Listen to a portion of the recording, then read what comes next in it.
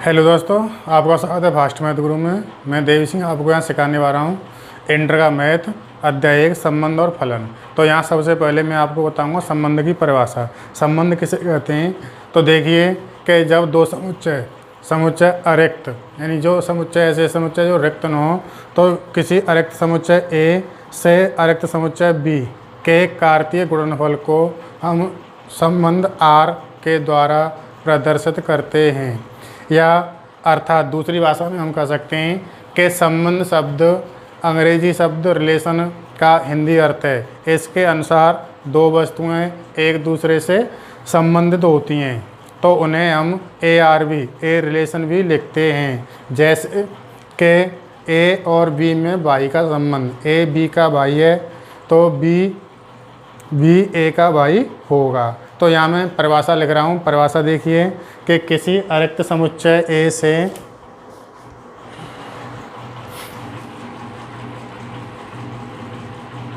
किसी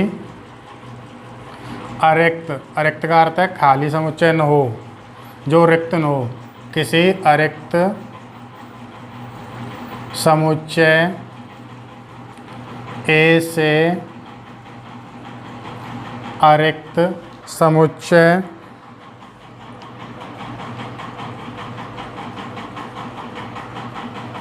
बी में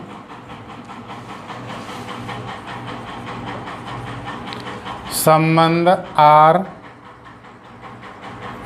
का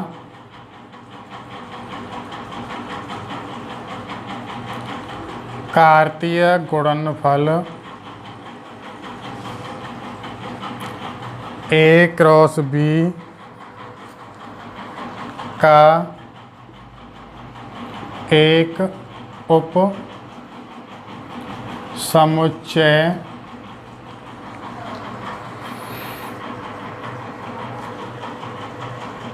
संबंध कहलाता है।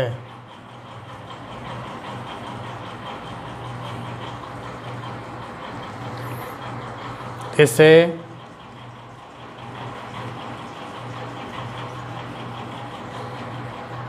समुच्चय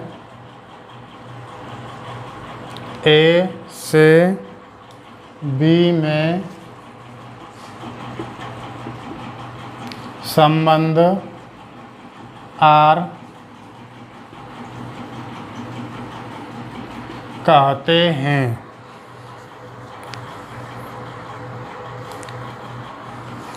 अब यहाँ देखेंगे कि ये दिया है कि किसी अरिक्त का अर्थ है कि ऐसा समुच्चय जो रिक्त समुच्चय न हो। समुच्चय ए से अरिक्त समुच्चय बी में संबंध आर का कार्तीय गुणनफल ए क्रॉस बी का एक समुच्चय संबंध कहलाता है। इसे समुच्चय ए से समुच्चय बी में संबंध आर कहते हैं।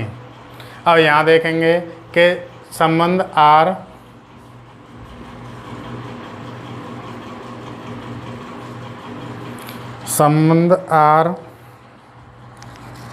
के क्रमित युग्मों के प्रथम घटकों को प्रांत तथा द्वितीय घटकों को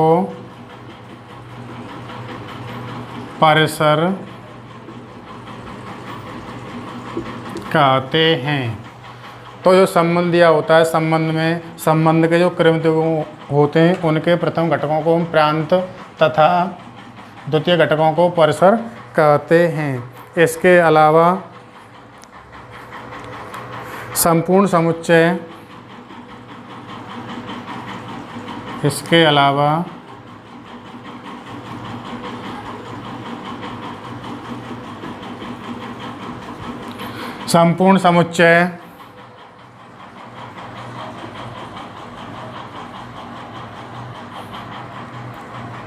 बी संबंध आर का सह प्रांत कहलाता है। जैसे A, B belong to A cross B, A B का भाई है। तो यहाँ दोबारा देखिए संबंध की जो परिभाषा दी है कि किसी अरिक्त समुच्चय A से अरिक्त समुच्चय B में संबंध R का कार्तीय गुणनफल A क्रॉस B एक उपसमुच्चय कहलाता है। A क्रॉस B एक उपसमुच्चय संबंध कहलाता है। इसे समुच्चय A से समुच्चय B में संबंध R कहते हैं। संबंध R के क्रमित युग्मों के प्रथम घटकों को प्रांत तथा द्वितीय घटकों को परिसर कहते हैं।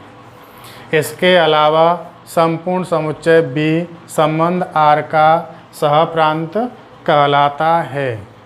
तो यहाँ हम देखेंगे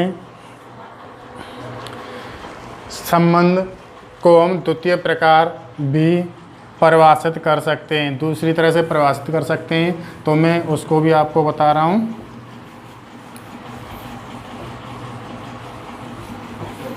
तो यहाँ हम देखेंगे कि द्वितीय प्रकार से कैसे लिख सकते हैं। तो उसके लिए देखिए कि संबंध जो शब्द है गणित में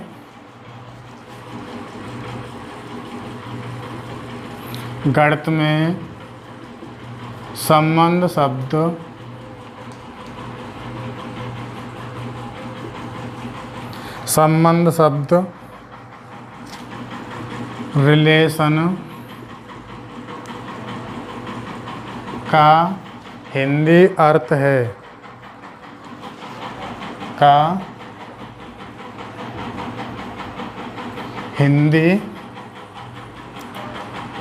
है इसका आशय है कि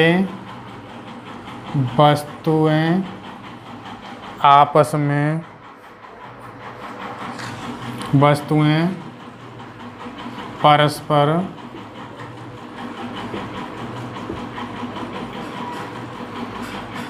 संबंधित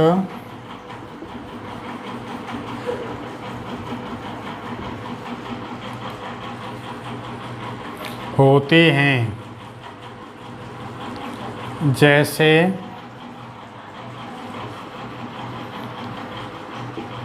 राम और श्याम एक ही शहर में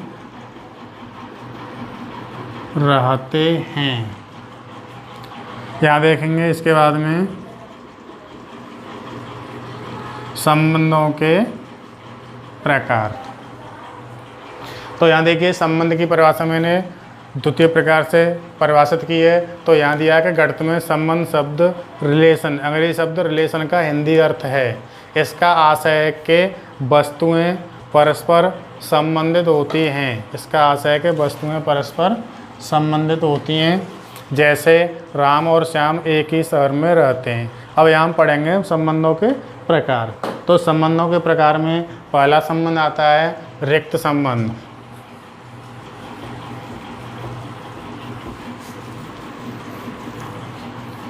अब आपको यहाँ पढ़ने संबंधों के प्रकार। तो उसमें सबसे पहले संबंधों के प्रकार में आता है रिक्त संबंध। तो रिक्त संबंध की मैं आपको यहाँ परिभाषा बता रहा हूँ। पहला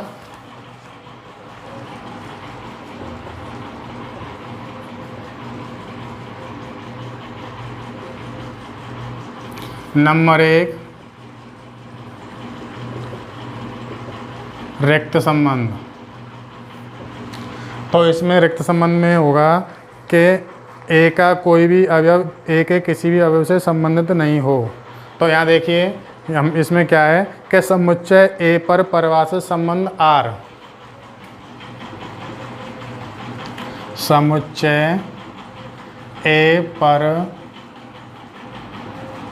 परिभाषित संबंध आर एक रिक्त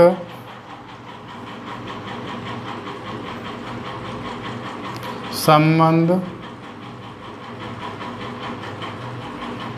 कहलाता है यदि ए का कोई भी अवयव ए के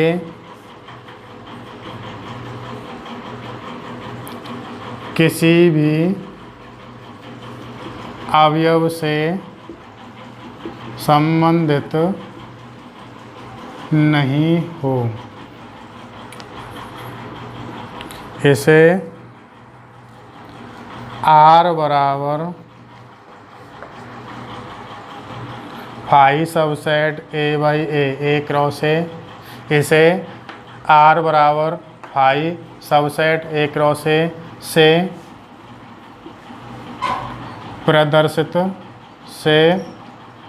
दर्शाते हैं।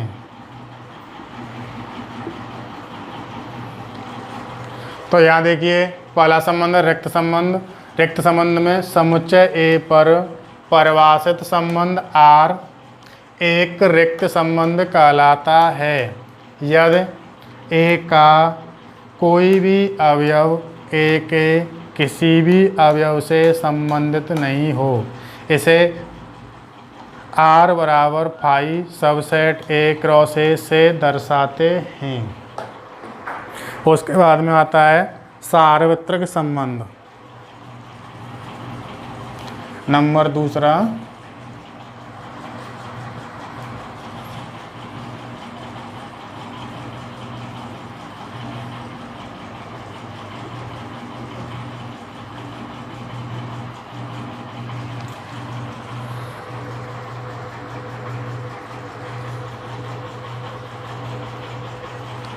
तो यहाँ लिखेंगे सार्वत्रिक संबंध में समुच्चय A पर परिभाषित संबंध R एक सार्वत्रिक संबंध कहलाता है।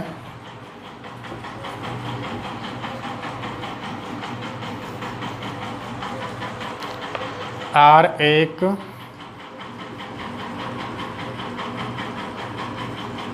सार्वत्रिक संबंध कहलाता है यदि A का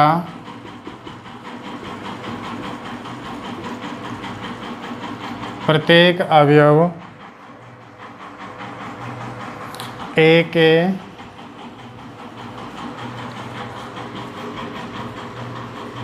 सभी अवयवों से संबंधित हो, इसे R बराबर A क्रॉस A, इसे R बराबर A क्रॉस A से प्रदर्शित करते हैं।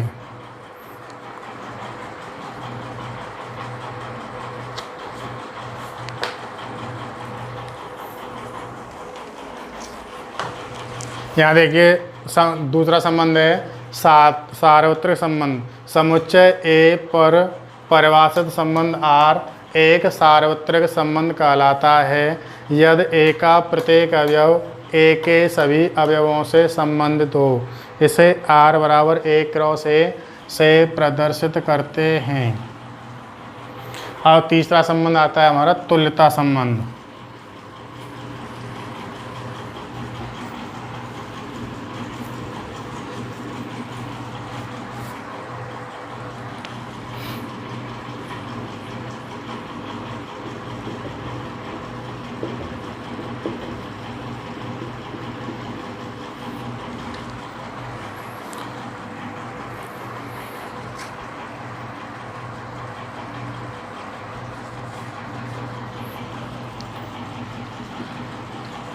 तुल्यता संबंध में क्या है कि ऐसा संबंध जो स्वतुल्य सममित और संक्रामक संबंध हो तो उसे हम तुल्यता संबंध कहते हैं।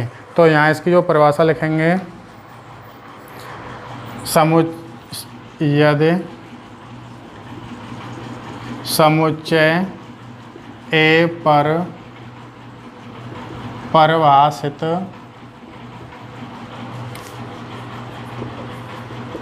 संबंध R एक तुल्यता संबंध कहलाता है यदि आर सुतुल्य सममित तथा संक्रामक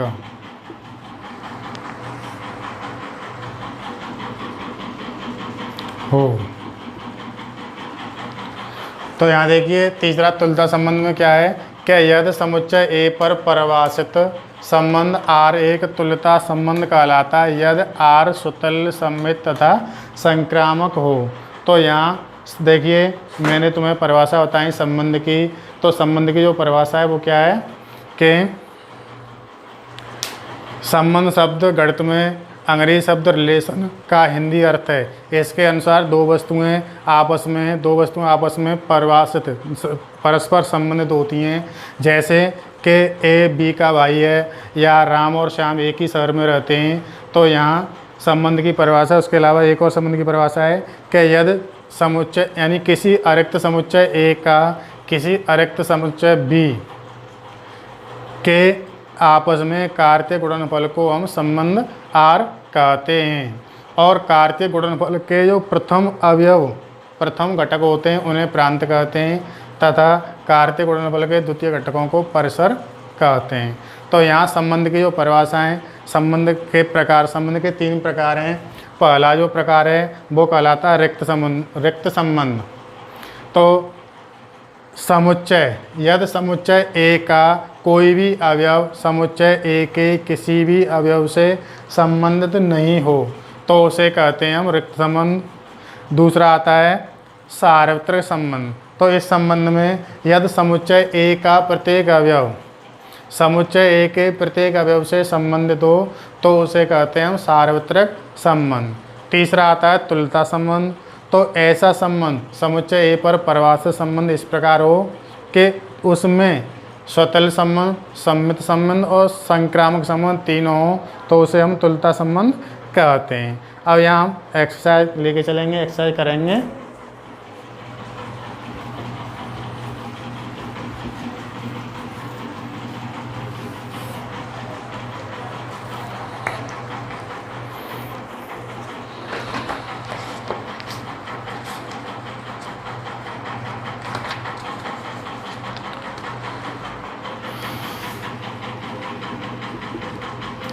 एक्सरसाइज 1.1 यहाँ मैं जैसे बता रहा हूँ तुम्हें। क्वेश्चन नंबर पहला दिया है कि समुच्चय ए 1 2 3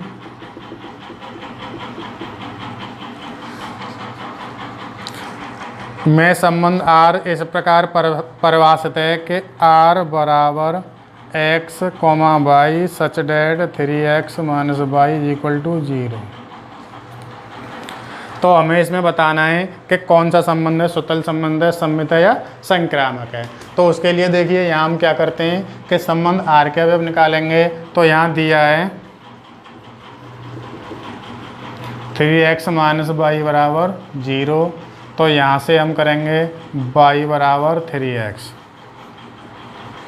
तो यहाँ देखिए कि हमें x और y के जो अवयव लेने हैं वो समुच्चय ए से ही लेंगे और समुच्चय ए के जो अवयव दिए हैं वो 1 से लेकर के 14 तक दिए हैं। तो यहाँ हम x की वैल्यू 1 रखेंगे तो y की वैल्यू कितनी आएगी 3, y की वैल्यू 3 आएगी।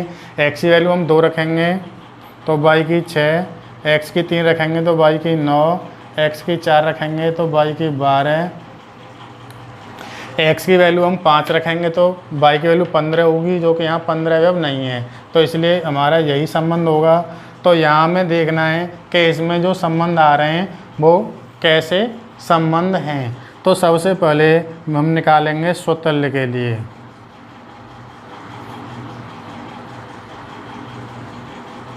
यहाँ मैं स्वतुल्य संबंध के लिए चेक कर रहा हूँ। तो आप यहाँ देखोगे कि इसमें जो अवयव जो क्रमित युग्म दिया है वो 1,3, 2,6 ... ये किसके अवयव हैं आर के। किंतु स्वतुल्य के लिए क्या होना चाहिए कि स्वतुल्य में ये समान होने चाहिए थे। किंतु 1,1, 3,3, 2,2 ... यह आर के अवयव नहीं हैं।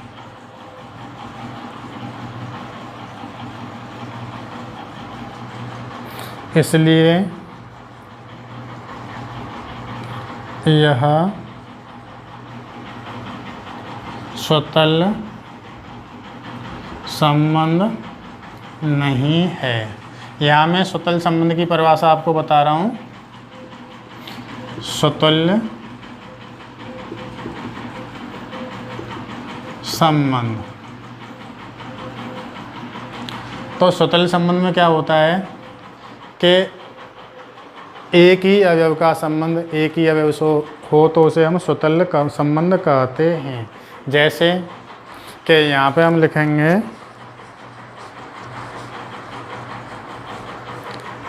यदि प्रत्येक ए के लिए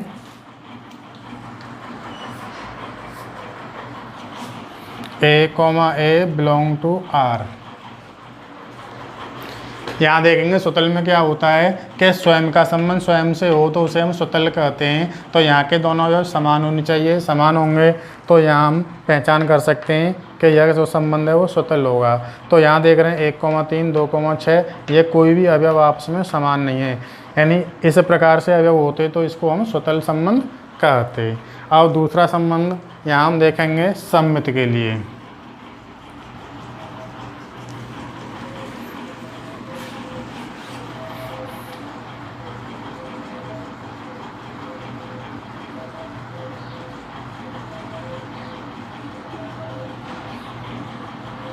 तो देखिए 1,3, 2,6 डॉट डॉट आर के अवयव हैं, किंतु 3,1, 6,2 यह आर के अवयव नहीं है, अतः यह सम्मित संबंध नहीं है। तो यहाँ देखिए मैं सम्मित संबंध की परिभाषा लिख रहा हूँ।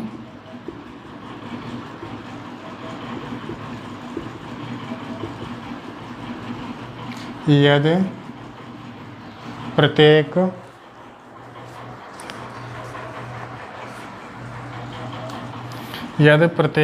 A1, A2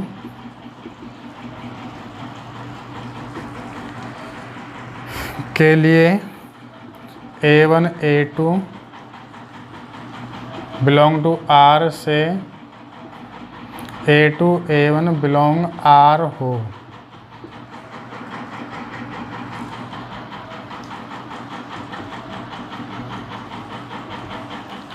सम्मित संबंध की परिभाषा है कि यदि x का जो संबंध y से है वही संबंध y का x से हो जाए तो उसे हम सम्मित संबंध कहते हैं। तो यहाँ देखिए कि A1 का संबंध जो A2 से है वही संबंध A2 का A1 से हो जाए तो उसे क्या कहते हैं हम सम्मित संबंध। तो यहाँ देख रहे हैं कि 1,3 का संबंध है 3,1 से होता तो यह सम्मित संबंध होता। अब इसी प्रकार से यहाँ हम ले रहे हैं तीसरा संक्रामक संबंध।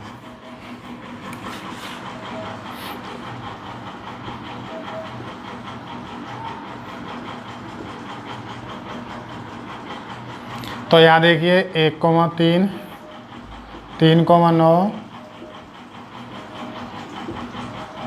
हैं, किंतु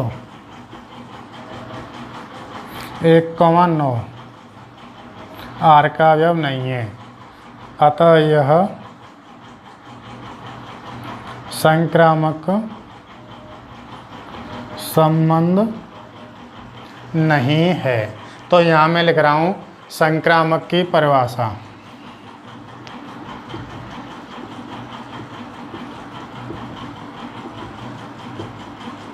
तो देखिए संक्रामक संबंध किसे कहते हैं कि यदि x का जो संबंध y से है वही संबंध y का z से हो, x का जो संबंध y से है वही संबंध y का z से हो तथा वही संबंध x और z में हो जाए तो उसे हम संक्रामक संबंध कहते हैं।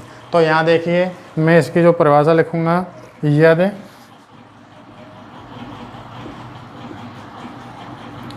समस्त A1 A2 A3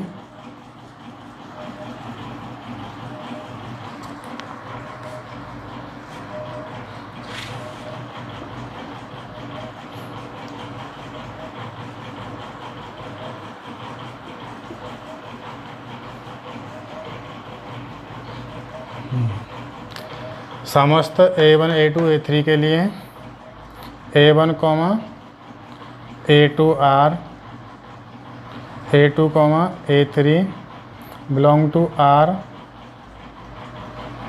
से